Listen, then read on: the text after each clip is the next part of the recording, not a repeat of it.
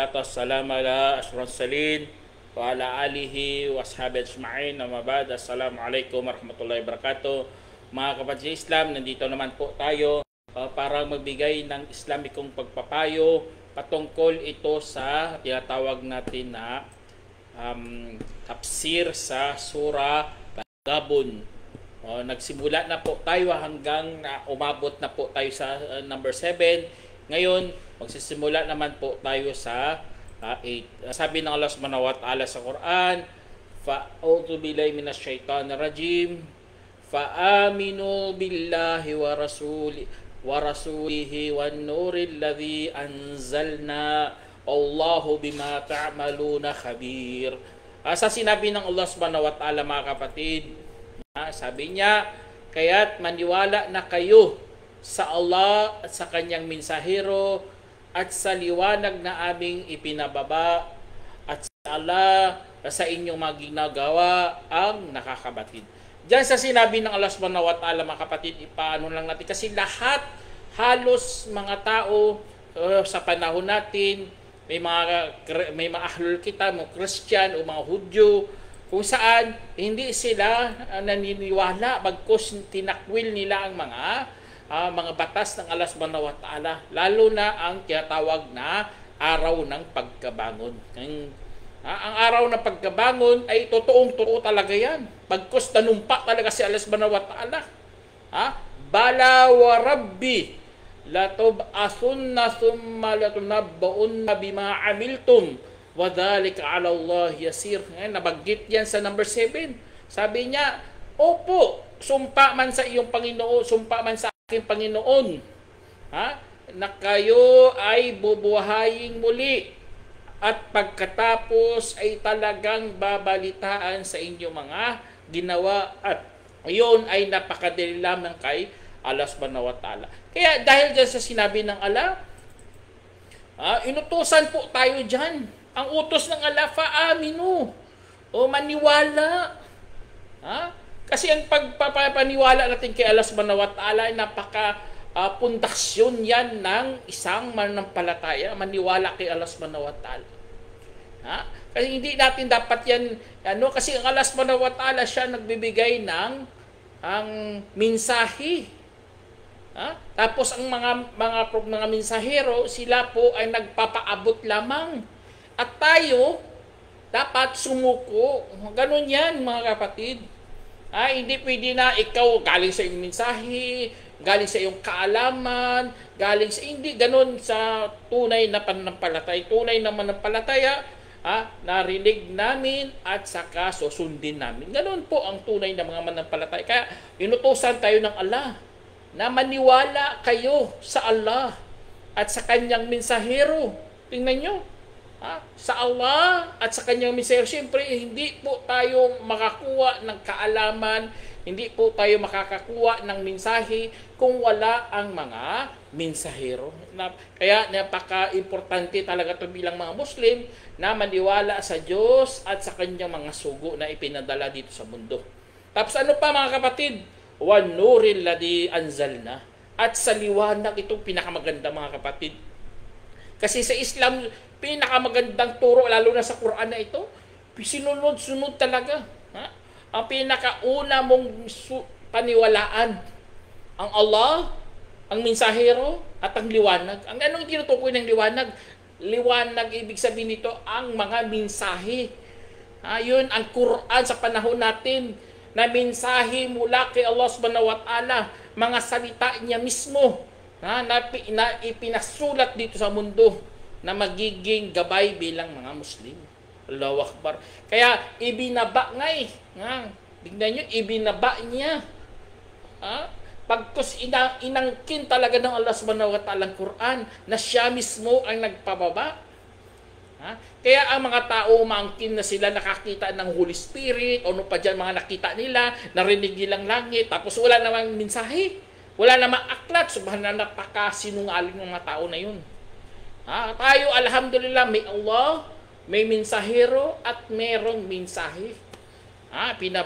Pinababa kasi Allah subhanahu wa ta'ala, siya po ang nakakabatid ng lahat. Kaya tayo, dahil doon, natutunan natin to, mga kapatid. Nalaman po natin kung ano ang tunay na relihiyon.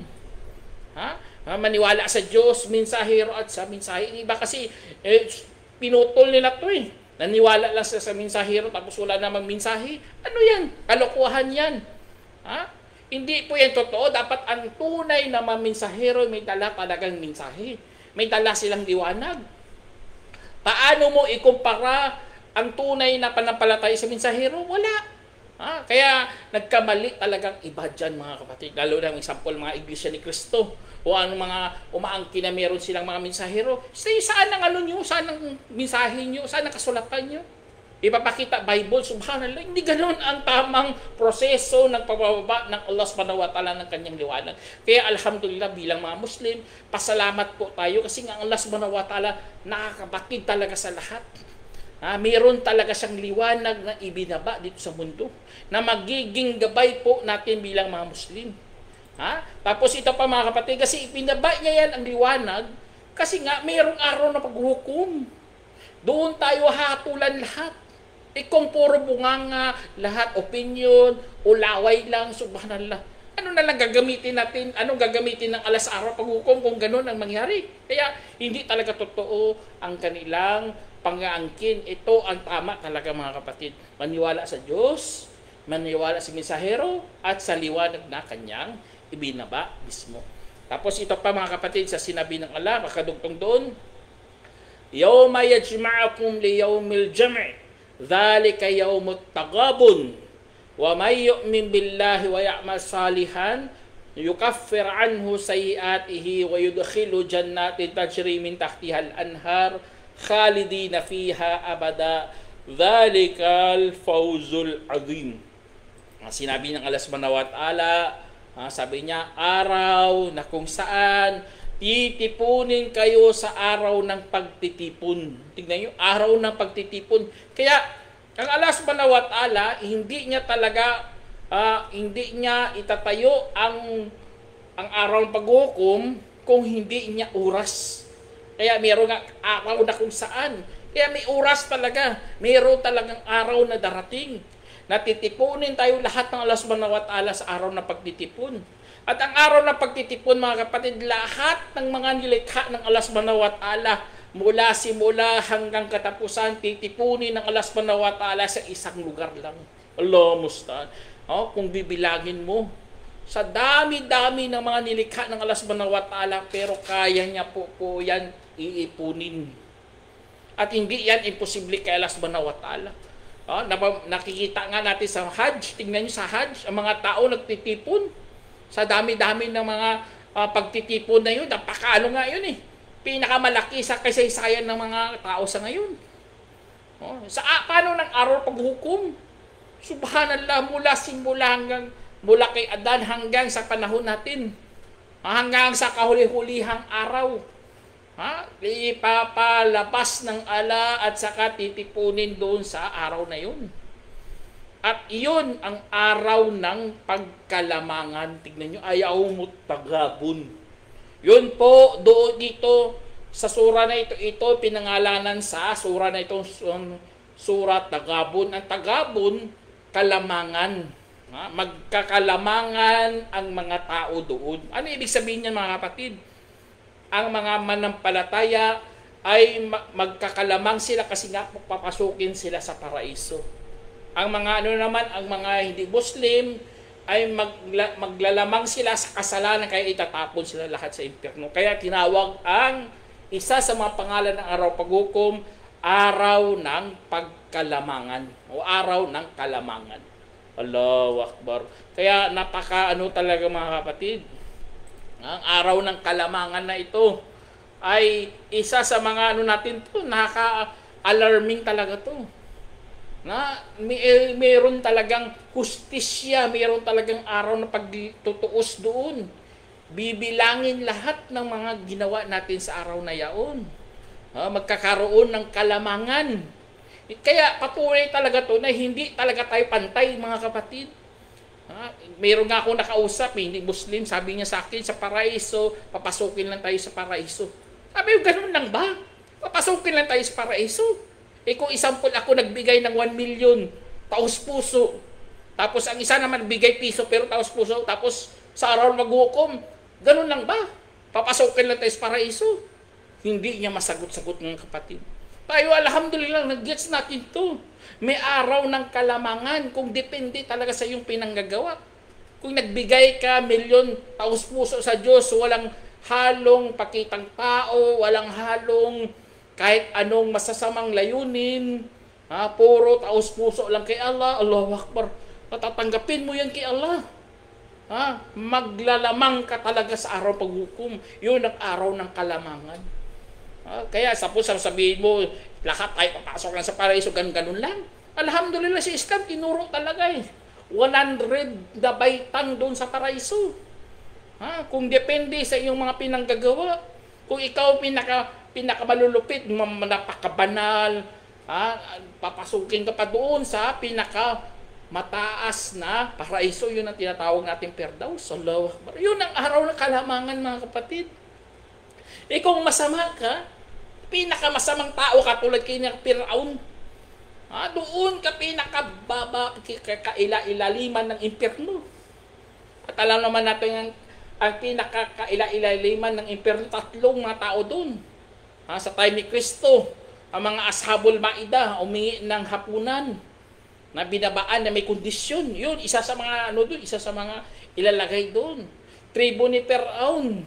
Alam naman nila si Musa nandyan na, tapos hindi pa sila naniwala. Yun, kaya doon sila sa kaila-ilaliman ng impyerno. Tapos pangatlo, mga mapagkunwari, mga munapikun, Allah mustan. Kaya yun ang araw kalamangan, mga kapatid. Kaya nakakatakot talaga doon sa araw ng paghukom kung ikaw ay napakasama. Kung ikaw ay nagpakasama dito sa mundo.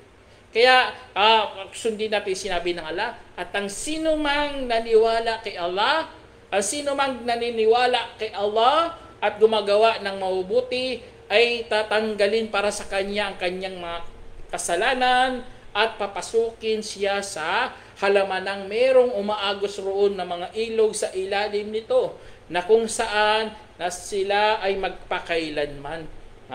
Kung saan doon na sila magpakailanman. Allah, tingnan niyo mga kapatid. Ganon ang araw ng kalamangan. Kung saan ang mga tao ay talaga doon. Makikita talaga nila lahat ng kanilang mga pinanggagawa. At iyon ang matinding pagkawagi. Allah, tama talaga mga kapatid. Mananalo talaga ang isang Muslim. Magtatagumpay talaga. Kaya yun ang araw ng kalamangan, yun ang lamang natin basta gumagawa tayo ng kabutihan at naniniwala. Hindi pwede na maniwala ka lang tapos wala kang gawa, hindi pwede yun. O kaya gumagawa ka lang mabuti, wala kang pananampalataya, mali din yun. Dapat talaga dalawa talaga para matanggal kasalanan mo at papasukin ka ng Allah subhanahu wa ta'ala sa paraiso. Kaya napaka-importante talaga ito. Paikot-ikot tayo dito mga kapatid. Sa paniniwala at sa paggawa ng kabutihan, meron talagang ugnayan, wag na wag niyong walain. Kasi kung walain mong isa dyan sa kanila, ang iyong mga gawa, ang iyong mga mabuting gawa ay matawag na palpak. Walang kabuluhan. Kaya iyon ang tinuturo sa atin mga bilang mga Muslim. Tapos ano pa mga kapatid? Sabi ng Allah subhanahu wa ta'ala, وَالَّذِينَ كَفَرُوا وَكَذَّبُوا بِآيَاتِنَا أُولَٰئِكَ أَصْحَابُ النَّارِ خَالِدِينَ فِيهَا وَبِئْسَ الْمَصِيرُ.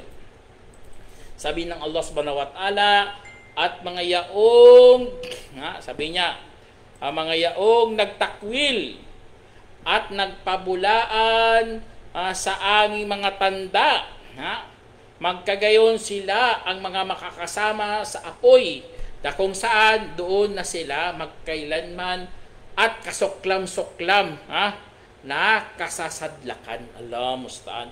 Kaya mga kapatid, wag nating nakakalungkot kapag ikaw kasali sa mga mapagtakwil, mga mapagbulaan. Kapag nakasali ka dito, alam mo ang mga nagtakwil, dumating na sa kanila ang katotohanan, bagkus ang ginawa nila, hindi nila tinanggap. Tinakwil nila, itinanggi nila, dibillah. Ang mga nagpabulaan na naman, nagsinungaling na, tapos nagpatuloy pa o kaya nanatili pa sa kasinungalingan. Kaya tinawag silang mapagbulaan. Kaya, dibillah, Mga tanda ng Allah subhanahu wa ta'ala. Hindi sila naniwala, kaya sila tuloy makakasama sa apoy.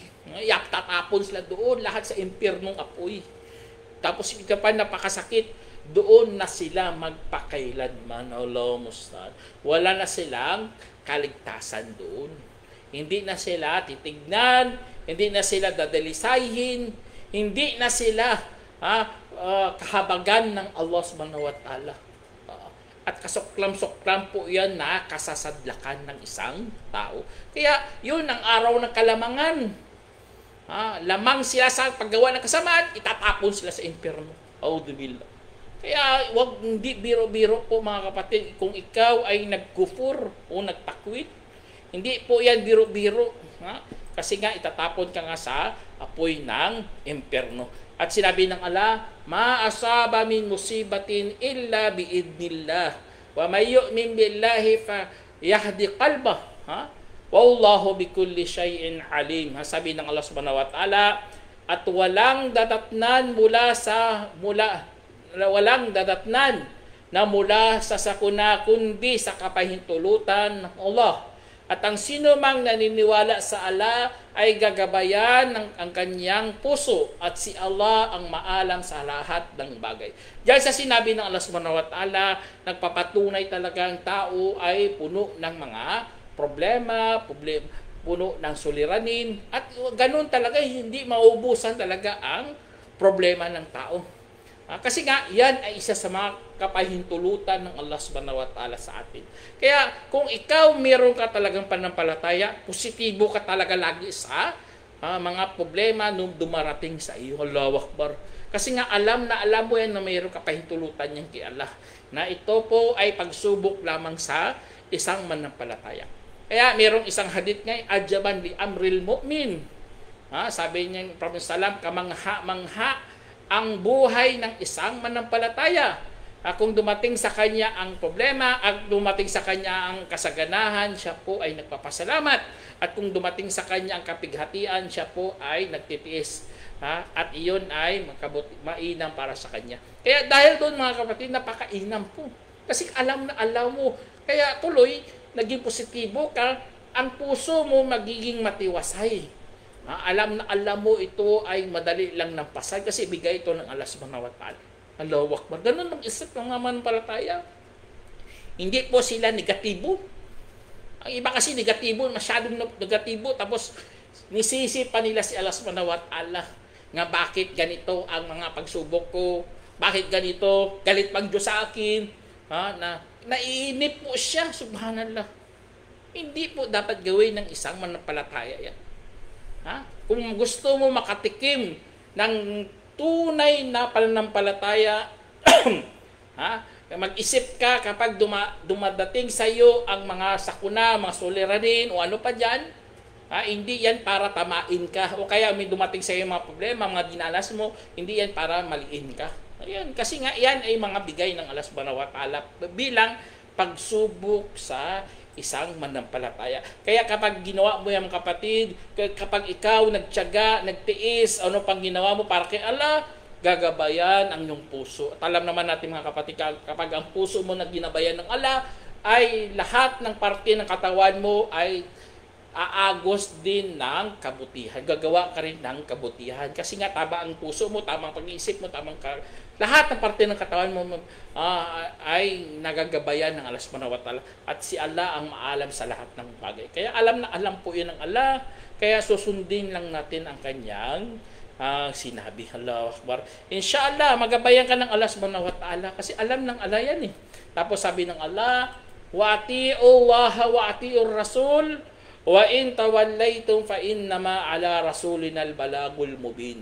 Sinabi ng Allah, at sundin ninyo si Allah, at sundin ninyo ang mensahero, at saka kung tumalikod kayo, kung gayon ang nasa amin lamang, ang sa mensahero ay malinaw na pagpapaabot. Diyan sa sinabi ng Allah subhanahu wa ta'ala sa 12 mga kapatid, katulad ng sinabi ni Zuhri sa katafsir, sabi niya, aminallahi risala, mula kay Allah ang mensahe, wala rasulil balag, para sa mga mensahero ang pagpapaabot, wa alayna taslim. At sa atin naman ang pagpapasuko o magpapailalim. Magpapailalim po tayo. Tayo dapat sumuko kung ano mga inutos sa atin, magpailalim po tayo. Hindi ka magyabang, hindi ka magmamalaki, hindi ka ano pa dyan gagawin mo, itatanggi mo pa, subhanallah, hindi po yan tama. Basta mula kay Allah na pinaabot ng mensahero, itong kagandahan sa Islam. Mula kay Allah na ipinaabot ng mga tunay na mga mensahero. Ay hindi mga kulurum, hindi sariling sikap. Nag-aral, pwede ba yung mensahero nag-aaral muna? Subhanallah. Kalokohan talaga, kapatid. Dapat ang mensahero pinapaabutan niya ng Allah ng mensahe. Ha? Kaya alhamdulillah sa atin napakalinaw, basta mensahero alam natin at wala na pong mensahero pagkatapos ni Prophet Muhammad SAW. Kaya yun, kapag umabot sa atin yan mula kay Prophet Muhammad SAW, inshallah, utos po yan ng Allah subhanahu wa ta'ala. At kasi nga kapag tumalikod tayo, wala namang ano dyan eh. Dito sa mundo, malaya ka tumalikod, malaya ka magtanggi. Kasi nga, pagpapaabot lang yan ng mga mensahero, pero mananagot ka po sa araw ng paghukom. Katulad sa mga ginawa ng mga nauna. Mga ginawa ng mga nauna, hindi sila naniwala, kaya po ay paparusahan sila ng Allah subhanahu wa ta'ala. Allahu la ilaha illahu wa ala Allahi falyatawakkalul mu'minun. Sinabi ng Allah subhanahu wa ta'ala, si Allah na walang Diyos bukod sa Kanya. At sa Allah ang dapat magtitiwala ang mga mananampalataya. Ganon po tayo mga kapatid. Kay Allah lang po tayo naniniwala.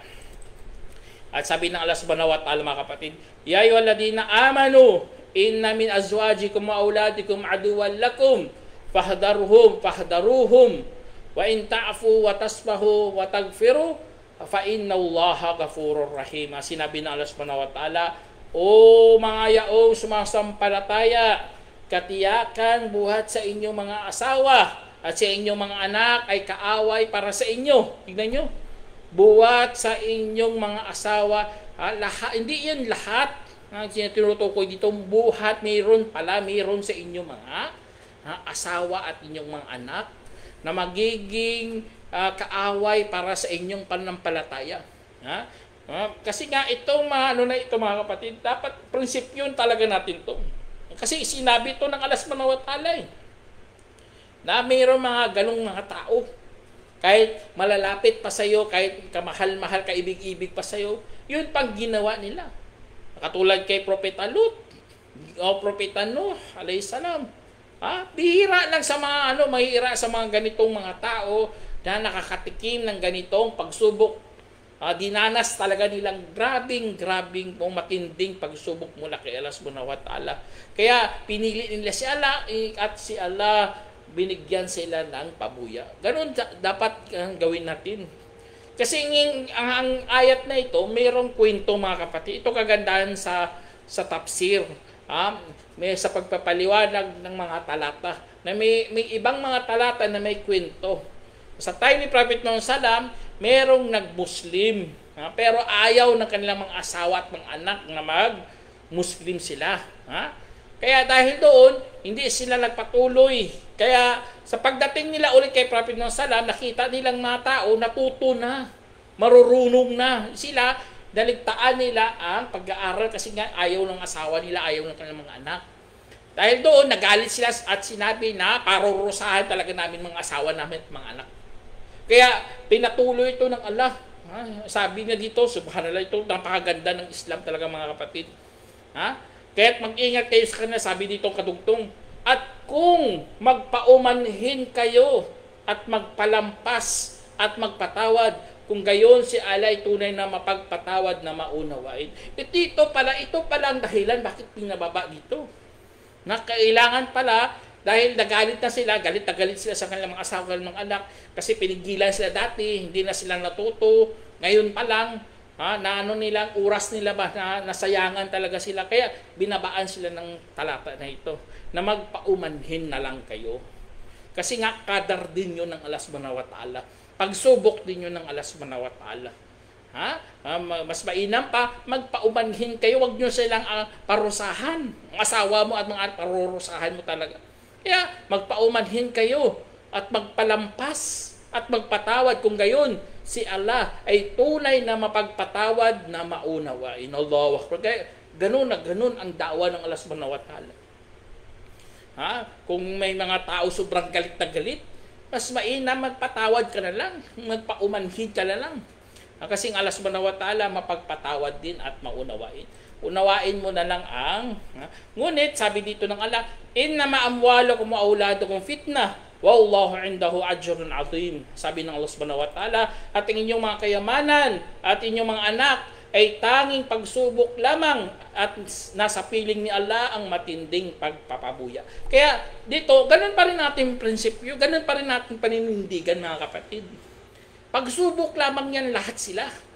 Mga kayamanan, mga ari-arian, mga anak, mga asawa, pagsubok lang yan. Kaya kung pinili mo si Allah, nasa piling ni Allah ang matinding pagpapabuya. Allahu Akbar.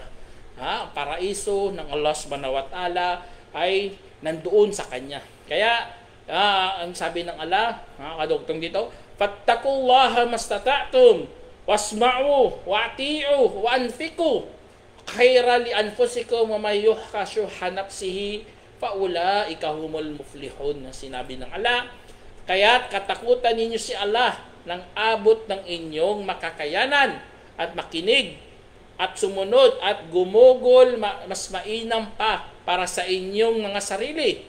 At sino mang nakaligtas sa pagiging madamot ng kanyang sarili, magkagayon sila ang magwawagi. Allahu Akbar. Kaya sa sinabi ng Allah subhanahu wa ta'ala, katakutan natin abot ng ating makakayanan. Kung anong kaya mo, doon ka dapat, mga kapatid, doon ang iyong last point. Katakutan mo si Allah, abot ng iyong makayanan.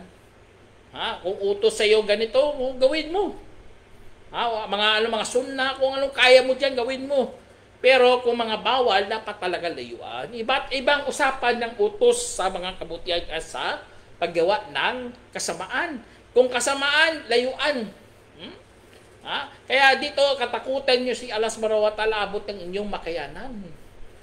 Makinig kayo at sumunod at gumugol ng mas mainam ito. Ito rin, mga kapatid, sa pagbibigay ng sadaka, ito po ay isa sa mga natin to, pagpapatunay na tayo ay ligtas sa pagiging madamot. Kasi pagiging madamot, sakit po yan ang karamihan. Kapag ikaw nagbibigay, inshallah makakaligtas ka dyan. Kung gayon, ikaw ay magwawagi. Allahu Akbar. Magwawagi ka na sinabi ng Allah subhanahu wa ta'ala. At sabi ng Allah, wa in tuqridullaha qardan hasana yuda'ifhu lakum wa yaghfir lakum wallahu syakurun halim. Sabi ng Allah, at kung pautangin ninyo si Allah ng mabuting pagpapautang, pararamihin niya ito para sa inyo. At patawarin rin kayo si Allah ang mapagpasalamat na mapagtimpi. Kaya dyan sa sinabi ng Allah, yun, isa sa mga patunay talaga to na gumawa talaga tayo ng kabutihan, lalo na kung magpapautang kay Allah. Akala natin, pagpautang, akala mo si Allah mahirap. Hindi. Mayaman si Allah subhanahu wa ta'ala. Binuksan ng sayo ang mabuting gawa na ito. Pintuan ng mabuting gawa po ito para yun sa iyo. Kasi nga kapag kung binuksan mo yan, papatawarin ka ng Allah subhanahu wa ta'ala at papasalamatan ka pa ng Allah. Lawak, tignan nyo, pasalamatan ka pa ng Allah sa iyong ginawa. Kapag sabi ng Allah, alimil ghaibi was shahada al-azizul hakim. Allahu Akbar. Sabi ng Allah bilang panghuli, ang maalam sa ligid at hayag at ang makapangyarihan na marunong. Allahu Akbar. Kaya makukuha natin, mga kapatid, sa aral na ito, minubuksan ng Allah subhanahu wa ta'ala ang mga pintuan ng kabutihan, lalo na sa pagbibigay ng kawanggawa. Kasi ang Allah subhanahu wa ta'ala maalam talaga sa ligid. Alam na alam niya talaga. Pati ang hayag, alam na alam niya. Nasa loob ng mga puso natin, alam na alam niya. Ang pinapakita natin, alam na alam ng Allah. Kahit ganun si Allah subhanahu wa ta'ala, kahit makapangyarihan, marunong, binigyan talaga tayo ng kalayaan. Binigyan po tayo ng kalayaan sa pagpapasya. Hindi tayo pinilit, kasi kung pipilitin tayo, walang tinatawag na pagsubok dito sa mundo. pinili tayo pero hindi ginawa ng Allah subhanahu wa ta'ala. Binigyan ka ng pagkakataon sa paggawa ng kabutihan o paggawa ng kasamaan bilang tugon sa iyong mga pinanggagawa. Kasi mananagot ka doon sa araw ng paghukom. Kung pinili mong masama, siyempre parusahan ka ng Allah subhanahu wa ta'ala. Kung pinili mong maganda, at ang Allah subhanahu wa ta'ala, tama talaga si Allah, maalam sa ligid at sa hayag. Inshallah, sana meron kayong napulot ang aral mga kapatid. Hanggang dito na lang.